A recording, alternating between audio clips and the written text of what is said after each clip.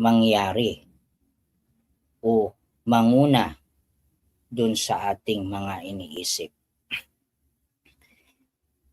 Ilagay po natin ito sa isang konteksto na halimbawa po ay nakatanggap tayo ng isang sulat sa isang pamilya. Ang ama ng pamilya ang nakatanggap ng sulat.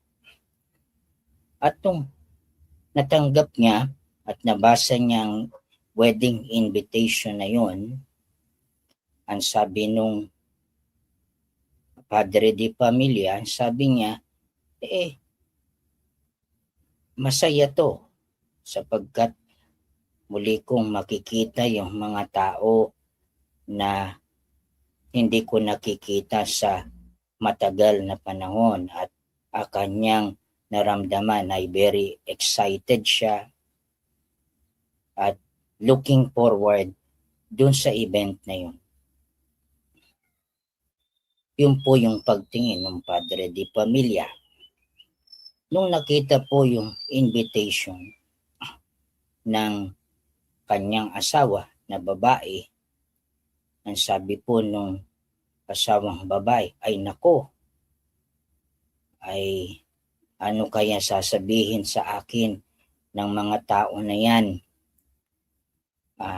Tumataba na ako, may mga bagay na ayokong marinig mula sa mga kamag-anak. At ang sabi niya, ayaw kong pumunta. Yun po yung sabi nung asawang babae. Nung nakita naman po ito nung kanilang anak, ang sabi po nung anak nila ay, nako, hindi ako makakarating dun sa usapan naming magkakaibigan.